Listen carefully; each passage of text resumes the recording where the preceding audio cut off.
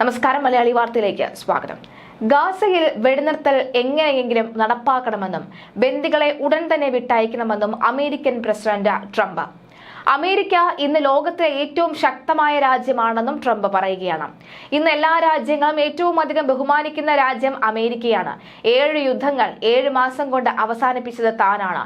India Pakistan യുദ്ധം അവസാനിപ്പിച്ചതും താൻ തന്നെയാണ്. എന്നാൽ ഒരു നന്ദി പോലും UN രേഖപ്പെടുത്തിയിട്ടില്ല. തനിക്ക് UN നൽകിയത് പ്രവർത്തിക്കാത്ത ടെലിപ്രോമിറ്ററും കേടുവന്ന ഒരു എക്സലേറ്ററുമാണ്. മെലാനി ട്രംപ് അത് കാരണം വീഴാൻ പോയെന്നും ട്രംപ് വ്യക്തമാക്കിയിട്ടുണ്ട്. നൊബേൽ പ്രൈസ് തനിക്ക് അവകാശപ്പെട്ടതാണെന്നും ആവർത്തിക്കുകയാണ് ട്രംപ്. UN-ന് ഇന്ന് ഒരു പ്രസക്തിയുമില്ല. UN-ന് നിലനിൽക്കാൻ കഴിയുമോ എന്ന് പോലും സംശയമാണ്. ലോകത്തിന് നേതൃത്വം നൽകേണ്ടത് അമേരിക്കയാണ്. റഷ്യ യുക്രൈൻ യുദ്ധത്തിന്റെ പ്രധാന സ്പോൺസർ ഇന്ത്യയും ചൈനയുമാണ്. റഷ്യയിൽ നിന്ന് എണ്ണ വാങ്ങുന്നത് ഉടൻ നിർത്തണമെന്നും ട്രംപ് പറഞ്ഞു. യൂറോപ്യൻ യൂണിയൻ ഇന്ത്യക്കാർക്കും ചൈനയ്ക്കും എതിരെ ഉയർന്ന തീരുവകൾ ചുമത്തണം. യൂറോപ്പിൽ അനധികൃത കുടിയേറ്റം ഭയാനകം തന്നെയാണ്. ശരിയ നിയമങ്ങളിലേക്ക് ലണ്ടൻ പോകുകയാണ് എന്നും പറഞ്ഞ ട്രംപ് ലണ്ടൻ മേയർ സാദിഖ് ഖാനെയും വിമർശിച്ചു. അനധികൃത കുടിയേറ്റം തടഞ്ഞില്ലെങ്കിൽ യൂറോപ്പ് നരകത്തിലേക്കാണ് പോകുന്നത് എന്നും ട്രംപ് കൂട്ടിച്ചേർത്തു. അതേസമയം H-1B വിസ പദ്ധതിയുമായി ബന്ധപ്പെട്ട് ട്രംപ് പരിഷ്കരണം നടത്തിയിരിക്കുകയാണ്. നിലവിൽ വിസ അനുവദിക്കുന്ന ലോട്ടറി സമ്പ്രദായം നിർത്തലാക്കാൻ നിർദ്ദേശം. ലോട്ടറി സമ്പ്രദായം എല്ലാ അപേക്ഷകരെയും തുല്യമായി പരിഗണിക്കുന്നുവെന്നാണ് സർക്കാർ നിരീക്ഷണം.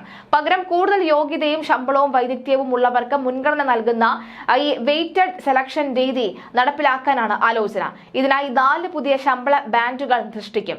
ഏറ്റവും ഉയർന്ന ശമ്പളം ലഭിക്കുന്ന അപേക്ഷകരെ 4 തവണ വിസയ്ക്കായി പരിഗണിക്കും.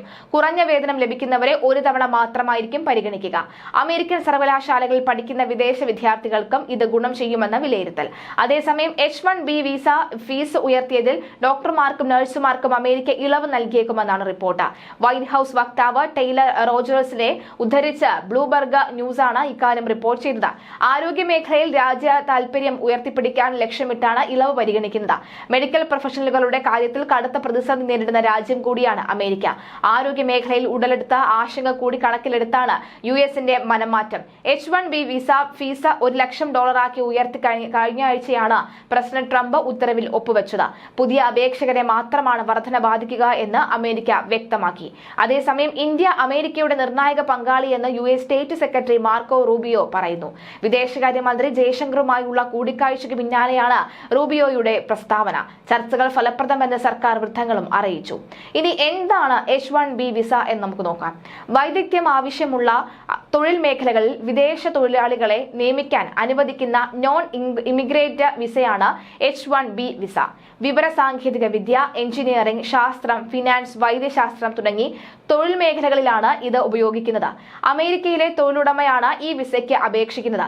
തൊഴിലാളികൾക്ക് ഇത് അപേക്ഷിക്കാൻ കഴിയില്ല. വിസ ലഭിക്കുന്നതിനായി US സിറ്റിസൺഷിപ്പ് ആൻഡ് ഇമിഗ്രേഷൻ സർവീസിലാണ് അപേക്ഷ നൽകേണ്ടത്. 3 വർഷത്തെ കാലാവധിയാണ് H-1B വിസയ്ക്കുള്ളത്. ഇത് നീട്ടാൻ സാധിക്കും. H-1B വിസകൾ ഏറ്റവും കൂടുതൽ കിട്ടുന്നത് ഇന്ത്യക്കാർക്ക് തന്നെയാണ്.